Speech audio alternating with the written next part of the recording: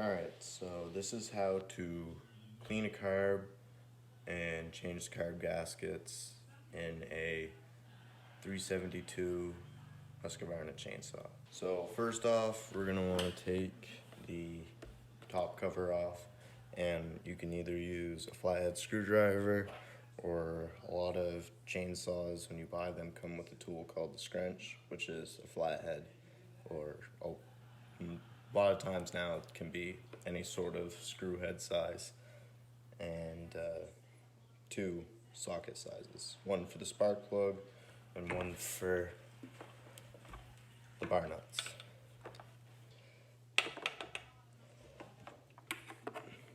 And now basically just pop that off, and a lot of the times these type of chainsaws will have what's called a wing nut, basically just a nut on it that you can turn off by hand, but mine actually broke, so I just found a bolt that'll fit. So take that off.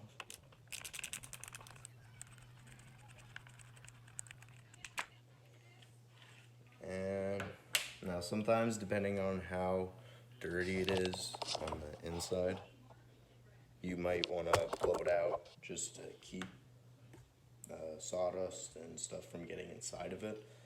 And a lot of times, if you think ahead or see it, or if it's really dirty, you can keep the air filter on and then blow it out. Or if you take the air filter out, find yourself a towel, a rag, and you fold up and just fill that. Just fill the hole. Just the air hole. As long as that's the only thing you've taken off is the air filter.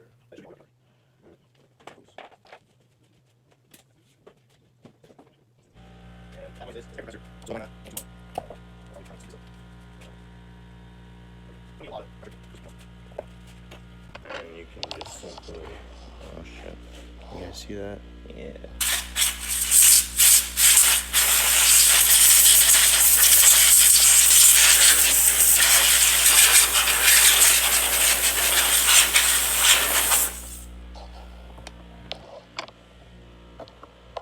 You have to take the top cover off, which a lot of the times you can use same thing, bar wrench, because the screwdriver on this has a fitting for the screwdriver, or just a flat screwdriver. I like to use this because I think you can spin it faster. And a lot of times, some people say like, oh, why not just use a drill or something? It's like, yeah, I could, but then a chance ruining the threads that you screw into, because they're not exactly meant to have that much power to it. I mean, maybe if you're just using like a delicate little power, then just a little bit. Just a little bit of trigger action. You won't get too much, because I've done that before, and it doesn't, it's no fun.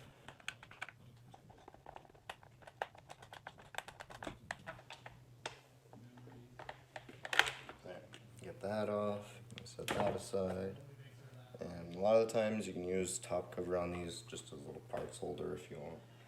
Like, I could put this in there, but I'll stay right there. And then you want to unhook your choke lever, which is right there. And that, a lot of the times, you can pop out with your fingers, or again, screwdriver, or pick, or something. And you just want to pull it out, put that in your tray, and then you want to unhook your throttle cable, which is here. And a lot of the times, I like to grab just a little pick to do that.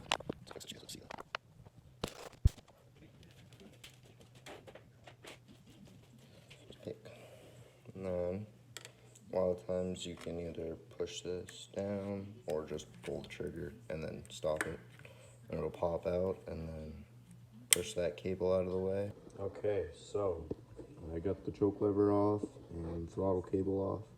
Now what I would like to do is drain fuel before I pop the fuel on, so I don't have to deal with fuel spraying everywhere or falling out of that. So I'll be back in a minute. Alright, so drain the fuel out of it.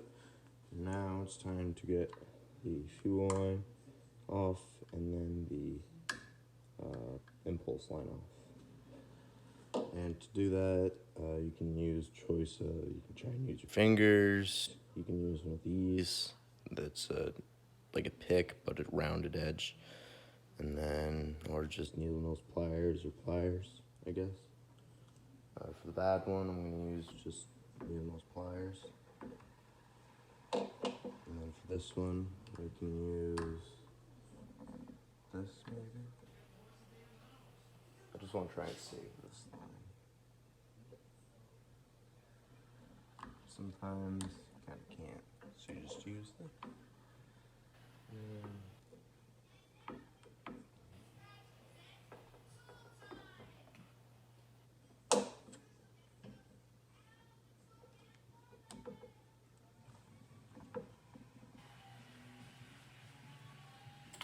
There we go.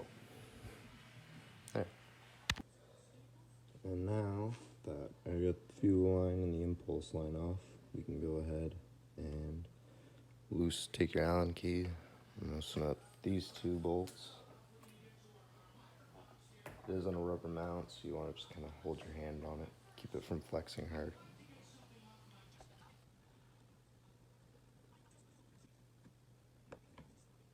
Won't necessarily pop out all the way. You can see where it connects to the fact. The cal's pretty much connected all the way up. Same thing with this end.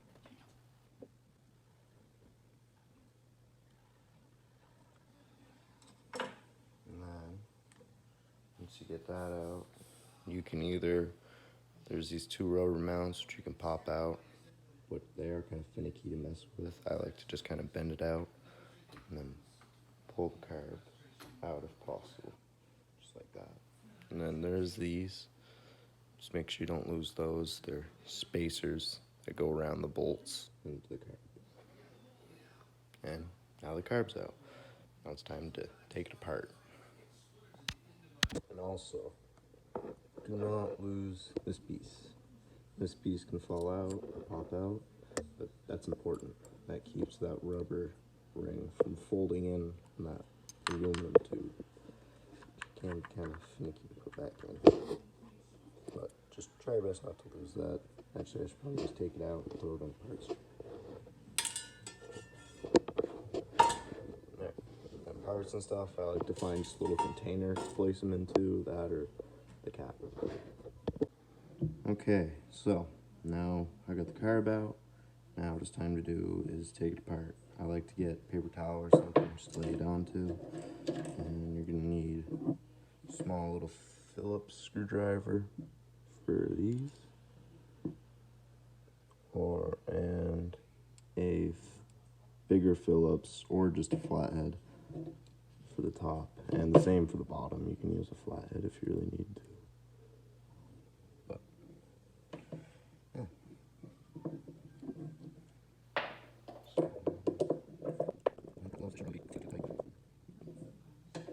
And depending on how long it's been sitting, if this is a fresh ran saw, sometimes there'll be gas inside the carb already, so we haven't got some hands, be ready for that, or the lines got some hands. I know I've done that a couple times.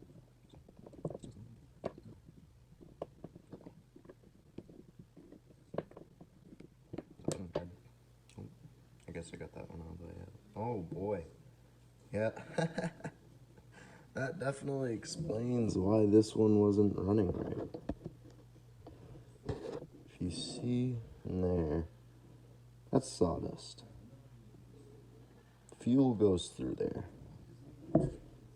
There should not be sawdust in that. Oh my god, why is there? Okay. So that's definitely why this one wasn't running good. That would explain that. So make sure you don't lose your screws. Already had two just fall out randomly. Oops. So now you'll have this one, top cover, and you want to try and remember which way the gaskets go. For a lot of times you want to just get a new gasket kit when you do this. So just remember which way they go. The thicker rubber or plastic one goes in the bottom, and the thinner one, these can be like this or black, or I've seen some that are blue, but they're just thin, and basically they stacked as like a diaphragm. No, not a diaphragm, my bad, but almost a diaphragm, I guess. Just they move in ways to help the motor run, carb run. But basically, get those off, keep those like that. Sometimes, actually, it's better to do that probably. And now, that I would spray out right now, but it's alright. I still gotta take this off, because I'd like to clean this, just the whole carb, just to make sure, because I got into there, so there's a good chance it's in other spots. There's a bunch of little holes in here that kind of feed throughout different places, and it's just ideal when you clean a carb and you find something like that, especially just to clean everything. And you'll just take the top cover or bottom cover, but you want to take both of them off, and then get this off.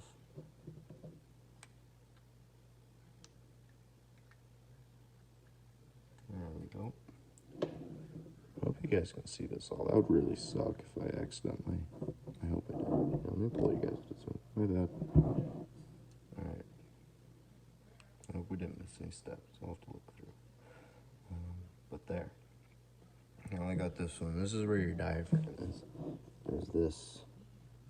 Now when you buy a carb kit, a lot of the times there's a way to replace this as well. And that I can do, I guess.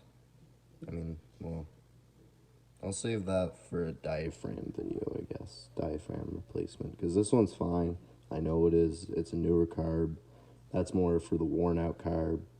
These will get worn out and need to be replaced. There's a spring in there that helps it go up and down. You can see it right there almost. But that will get weak. This metal will get weak, and it'll just not work right. And what I've seen on some saws, actually, is right in there. That will get worn out. And the less space there is, it won't be at the right gap, so it won't work right.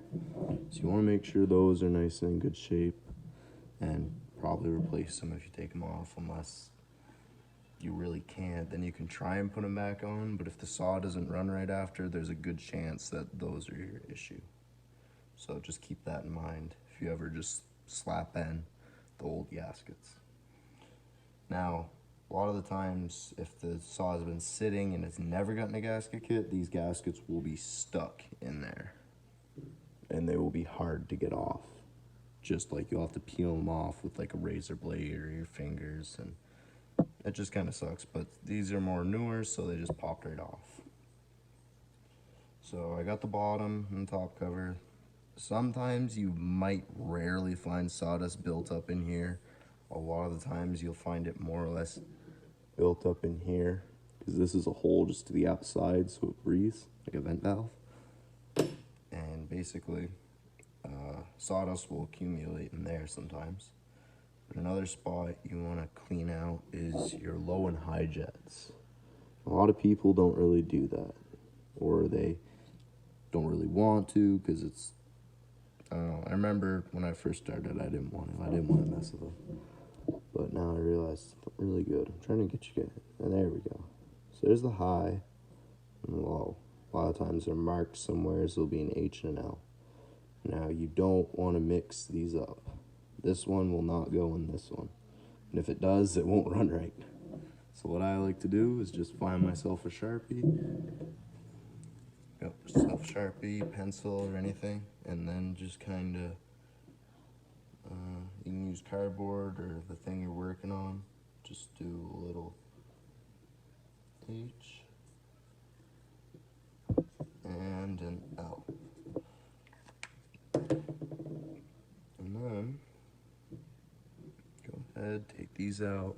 These are flatheads. On some saws, depending on what you're working on, they might actually be a special like piece to turn, which you can buy those on like eBay or something, or at a chainsaw shop, or maybe even like Ace or like a hardware store.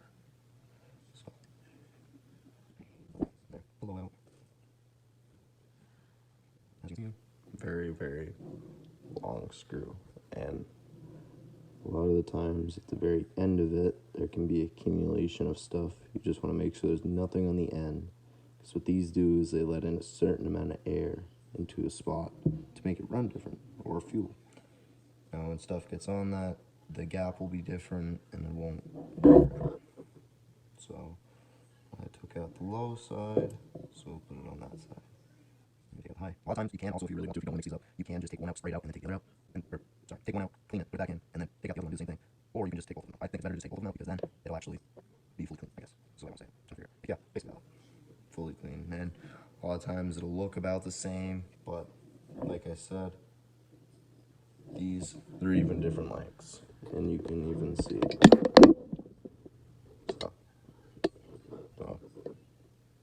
Well, I mean, not massive difference, but definitely a little bit. So you got those out. Remember they're on the right sides. And then you can use, to clean them out, you can start with just air. Obviously not just with your mouth, that won't do well. You want to just take air compressor and just kind of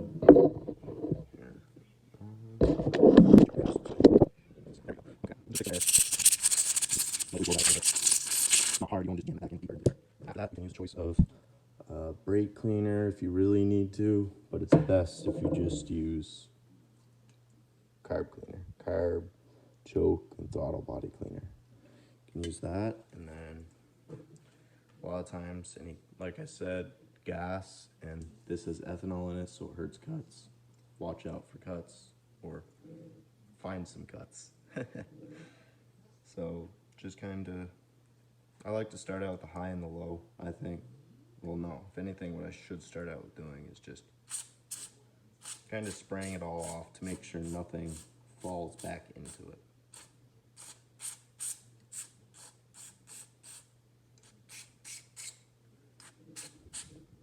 And then kind of just stick the hose right into the low and high jets.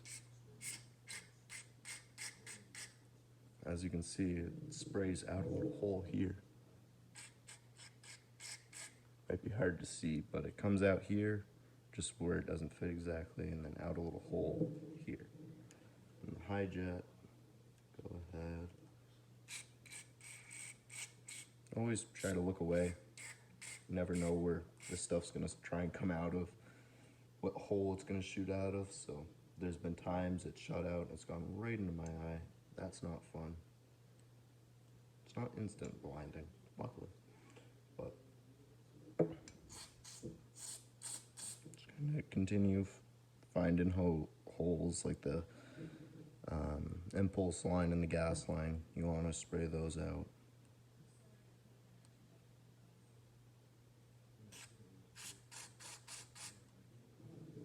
And then that screen, especially where all that sawdust was accumulating. And then just kind of spray out any holes that you find up at the top.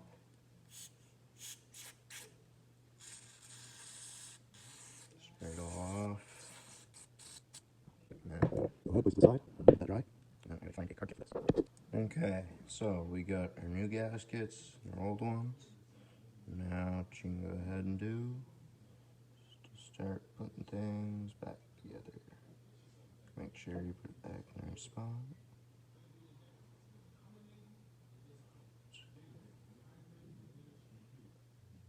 Oops. Try not to have things upside down, that always helps.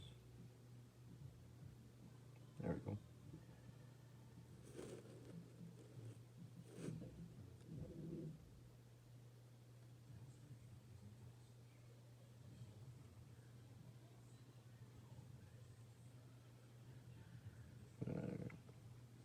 There we go. And then, go ahead, hold that. Plop it in there.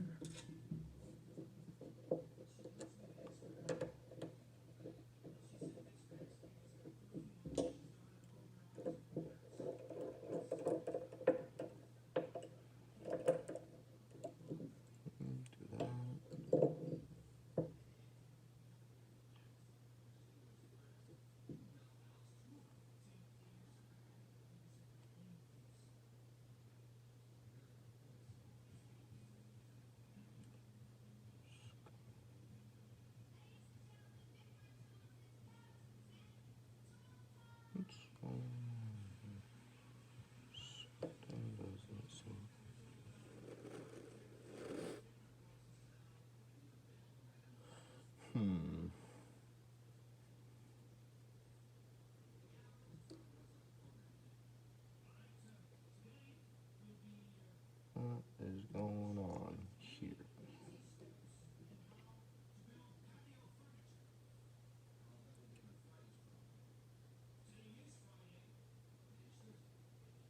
not the right one.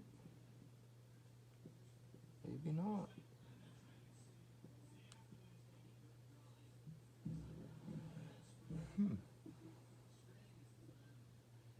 I may have grabbed the wrong. I do have a gasket kit selection, so I may have grabbed the wrong gasket. One second. Okay, so we do not have another one. So I guess we're gonna reuse this one, which should work. It's not in terrible condition. And it didn't peel off or break at all. So we'll give it a shot.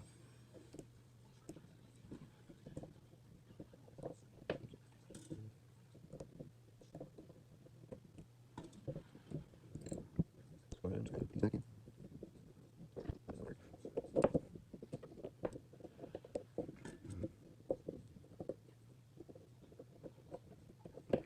Just not enough. Make sure the top one's tight.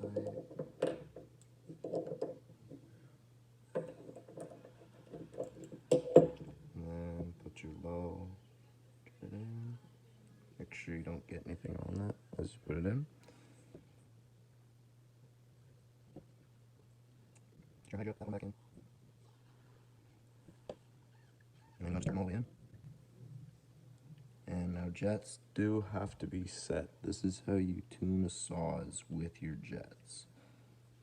So what you do is you get it so it turns, then it stops turn, and then you find a spot to mark with your mind, or you can do an actual mark, and then you just want to turn it. A lot of people do it differently. I think for this saw, I'm gonna do my jet will do about 2.5 turns, or just 2 turns. And then for low jet, turn that all the way in.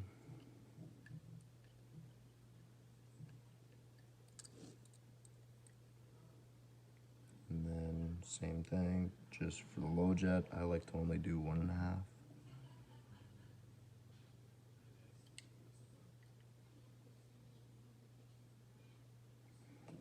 And there you go.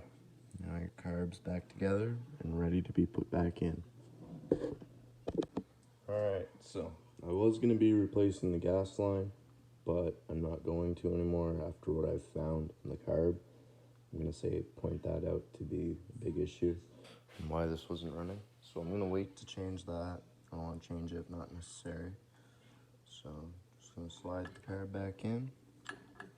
Make sure it's going the right direction. Make sure you have those the red spacers in there. And then Allen key again. And just do this nicely. Don't cross around or anything. One side started with the other.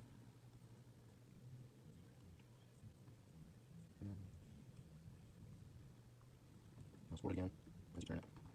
This side's almost done. Now turn it. Nice and snug. And then you can go ahead, you can attach your cable, make sure it's pushed back into that slot that it belongs in, that aluminum housing. And then you simply push your throttle trigger down. Here.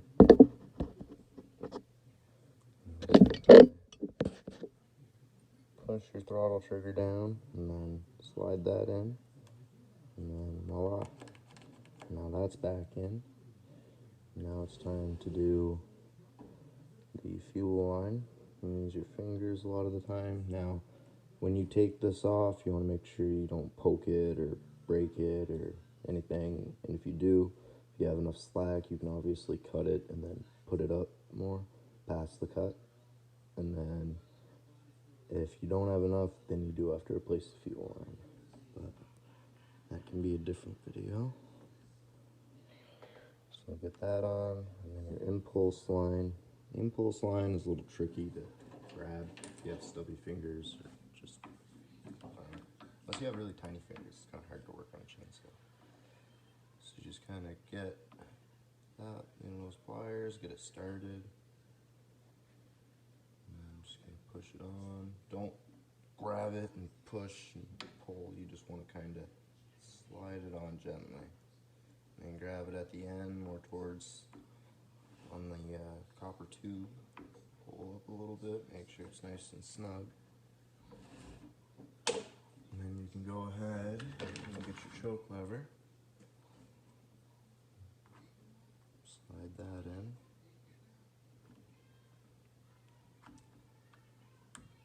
And then pull out your paper towel. And wipe out any sawdust if you want. That got stuck in there. And just give it a re-look over, make sure things are still hooked up and properly hooked up, work right. See, like that. Oh, I guess that's okay.